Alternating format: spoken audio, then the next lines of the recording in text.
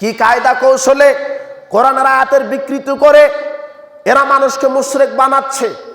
এগুলি আকীদাকে ভ্রান্ত করে দিচ্ছে, আকীদাকে নষ্ট করে দিচ্ছে এই কোরআনের অপব্যাখ্যা করে। কোরআনের অপব্যাখ্যা করছে, কত যে আয়াতের অপব্যাখ্যা করে মানুষের ঈমানকে নষ্ট করে দিয়েছে। অথচ বুঝ নিতে হবে কাদের মতো করে? সাহাবাদের মতো করে। রাসূল সাল্লাল্লাহু আলাইহি ওয়াসাল্লাম যেভাবে বুঝেছেন ওইভাবেই।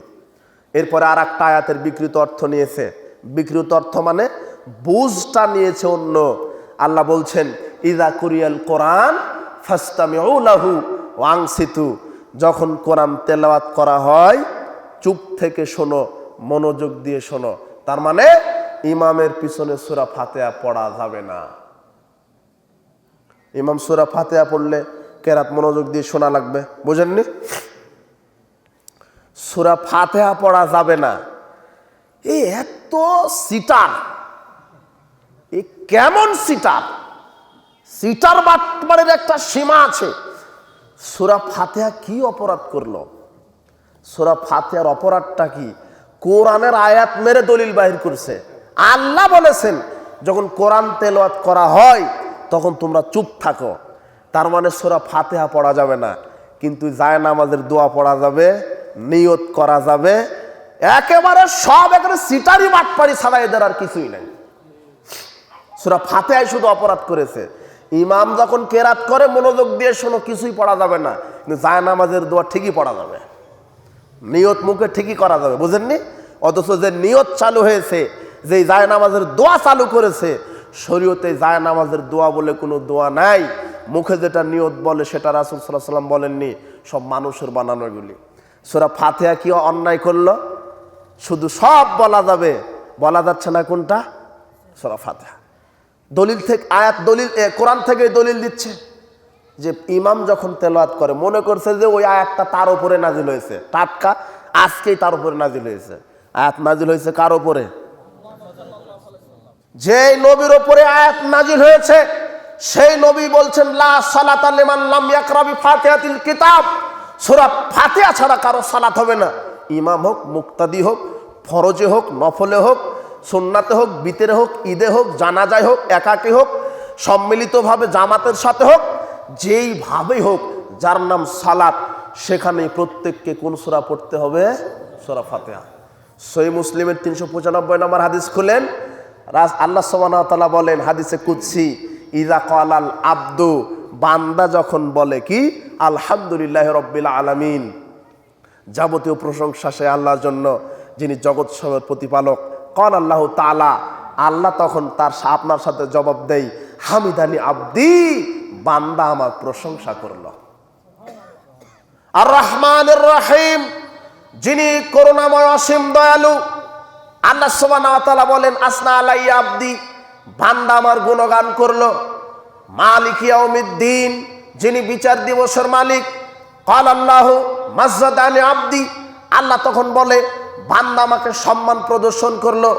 ইয়্যাকা না'বুদু ওয়া ইয়্যাকা নাস্তাঈন, একমাত্র তোমারই আমরা ইবাদত করি, তোমার কাছে সাহায্য চাই।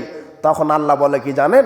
হাযা বাইনা ওয়া বাইনা আবদিন ইসফাইন, এটা হলো আমাদের বান্দার আমি আল্লাহর মধ্যে মাঝামাঝি অর্ধেক ভাগ।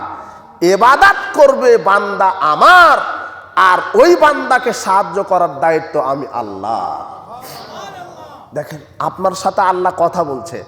সালাত মানেই মোনাজাত।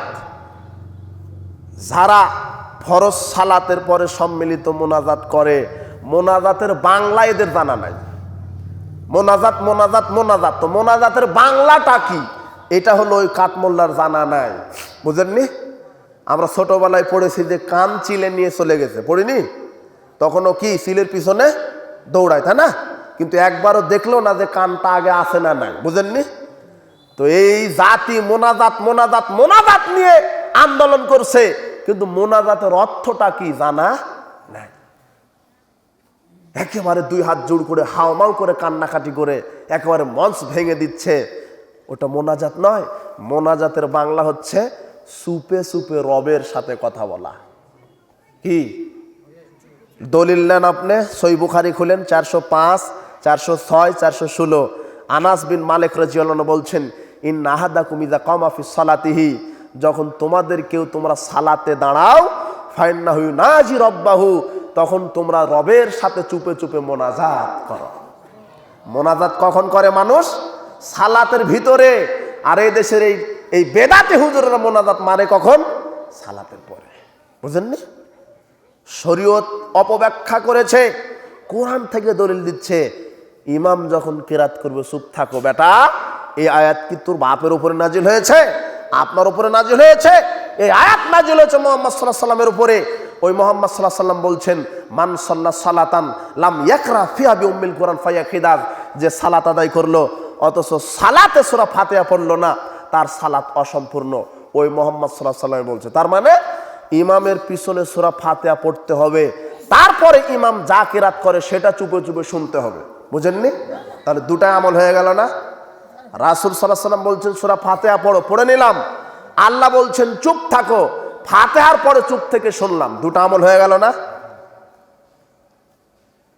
আল্লাহ এই জাতিকে সঠিক বুঝ দান করুন। বলছিলাম আল্লাহ এইভাবে আপনার সাথে কথা বলে চুপে চুপে, আপনি বলছেন, আল্লাহ আপনার জবাব দিচ্ছে। এরপরে যখন বলেন ইহদিনাস সিরাতাল মুস্তাকিম সিরাতাল লাযিনা আনআমতা আলাইহিম গায়রিল মাগদুবি আলাইহিম ওয়ালাজ যাল্লিন, তখন আল্লাহ বলে হাযা লিআবদি ওয়া লিআবদি মা সালা, এটাই হলো আমার বান্দার জন্য। বান্দা আমার কাছে সঠিক সহজ সরল পথ চেয়েছে, হেদায়েত প্রাপ্ত নিয়ামত প্রাপ্তদের সাথে জান্নাতে থাকতে চেয়েছে, আর ইহুদি খ্রিস্টানের ষড়যন্ত্র থেকে বাঁচতে চেয়েছে। আমি আল্লাহ আমার বান্দাদেরকে সব দিয়ে দিলাম, ইহুদি খ্রিস্টান থেকে বাঁচিয়ে দিলাম। বান্দা আমার কাছে সঠিক রাস্তা চেয়েছে, দিয়ে দিলাম। আমরা আমিন বলি না? আল্লাহ কবুল করো। এই জায়গাতেও শয়তানি, জোরে আমিন বলতে দিবে না, জোরে আমিন বলতে দিবে না। ওরাই বলে আমাদেরকে ইহুদি খ্রিস্টানের কি দালাল। আল্লাহ ওদেরকে হেদায়েত দান করুন। কত যে সমস্যা, সব এই কোরআন হাদিস থেকে বিকৃত অর্থ করে জাতিকে বোঝাচ্ছে। কিন্তু আয়াত হাদিস বুঝতে হবে কাদের মতো করে? জোরে আমিন বলার হাদিস আছে। আল্লাহ রাসূল সাল্লাল্লাহু আলাইহি ওয়াসাল্লাম বলছেন, ইযা আম্মানাল ইমাম ফাআমিনু, ইমাম যখন আমিন বলে তোমরা তখন আমিন বলো। ফাইন্নাহু মান ওয়াফাকা তামিনু তামিনাল মালায়েকা গুফিরা লাহু মা তাকাদ্দামা মিন যামবিহি, তোমাদের আমিন, ইমামের আমিন আর ফেরেশতার আমিন একসাথে মিলে গেলে আল্লাহ তোমাদের বিগত সব পাপ ক্ষমা করে দেন। সহিহ বুখারী 780 782 আয়নার মতো করে। ইযা আম্মানাল ইমাম, ইমাম যখন আমিন বলবে, তো ইমাম চুপে আমিন বললে আপনি বুঝবেন কি করে, বলবেন কি করে? তার মানে ইমাম আমিন বলবে, সেটা আপনার কানে পৌঁছাবে, তখন আপনি বলবেন আমিন। আপনারটা ফেরেশতার কাছে পৌঁছাবে, ফেরেশতারা তখন বলবে আমিন। এই তিনজনেরটা যখন একসাথে মিলে যাবে, আল্লাহ বান্দার সব পাপ ক্ষমা করে দিবেন। আল্লাহ এদেরকে হাদিসের সঠিক বুঝ দান করুন। কোরআন হাদিসের বিকৃত অর্থ করে জাতিকে ভ্রান্ত করে দিচ্ছে, আমলের ক্ষেত্রে আকীদার ক্ষেত্রেও। এই জন্য সাবধান থাকতে হবে।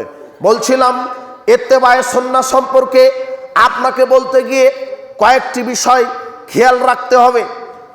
রাসূল সাল্লাল্লাহু আলাইহি ওয়াসাল্লাম বলছেন, কুল্লু উম্মতি ইয়াদখুলুনাল জান্নাহ, আমার প্রত্যেক উম্মত জান্নাতে যাবে, ইল্লা মান আবা, তবে যারা আবা তারা জান্নাতে যাবে না।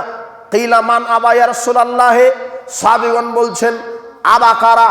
তখন রাসূল বলছেন মান আতানি দাখালাল জান্নাহ, যে আমার ইত্তেবা করলো সে জান্নাতে যাবে। ওমান আসানি ফাকাদ আবা, যে আমার অবাধ্যতা করলো সে জাহান্নামে যাবে, সেই আবা। অত্র হাদিস প্রমাণ করে জান্নাত জাহান্নাম নির্ভর করে একজন মানুষের ইত্তেবার উপরে, তার নাম মুহাম্মদ সাল্লাল্লাহু আলাইহি সাল্লাম। জান্নাত জাহান্নাম নির্ভর করে একজন মানুষের বুঝ অনুযায়ী বুঝলে, যার নাম মুহাম্মদ সাল্লাল্লাহু আলাইহি সাল্লাম। জান্নাত জাহান্নাম নির্ভর করে একজন মানুষের আকীদা আমলের সাথে আমার আকীদা আমল যদি মিলে যায়, তাহলে এই জান্নাত নির্ভর করে, যার নাম কি? মুহাম্মদ সাল্লাল্লাহু আলাইহি ওয়াসাল্লাম।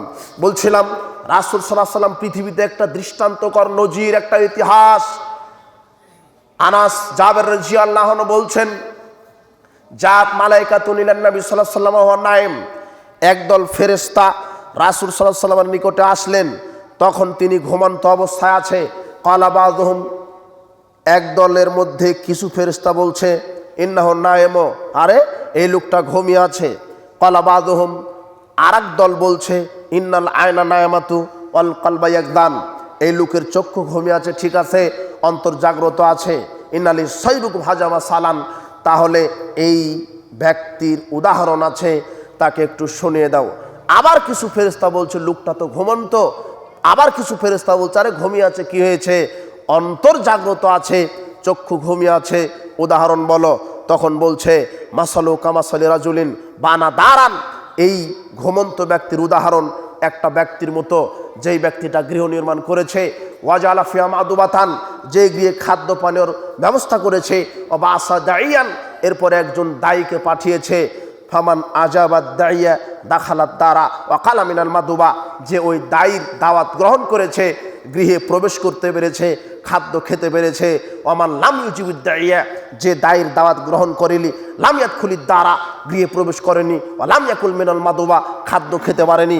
ক্বালু আউযিলু কাহা, এরপরে ফেরেশতাগণ বলছেন তাহলে এই উদাহরণ যে বললেন আপনারা, এখন এই লোকটাকে বলে দেন। আবার একদল ফেরেশতা বলছে ইন্নাও নায়েমো, লোকটা তো ঘুমন্ত আছে। তখন আর একদল ফেরেশতা বলছে ইন্না লায়না নায়মাতুল কালবা ইয়াকজান, অন্তর জাগ্রত আছে, চক্ষু ঘুমিয়ে আছে, বলে দেন। তখন একদল ফেরেশতা বলছে উদাহরণ কি? রাজুলুন ওয়াদাই মুহাম্মাদুন সাল্লাল্লাহু আলাইহি সাল্লাম, যে জাতিকে দাওয়াত দিচ্ছে সে কে? মুহাম্মদ সাল্লাল্লাহু আলাইহি সাল্লাম। ওয়াদারুল জান্নাহ, যেই গৃহটা সেটা হলো জান্নাত। ওই মুহাম্মদ সাল্লাল্লাহু আলাইহি সাল্লামের অনুসরণ যারা করেছে তারা এই জান্নাতে প্রবেশ করেছে।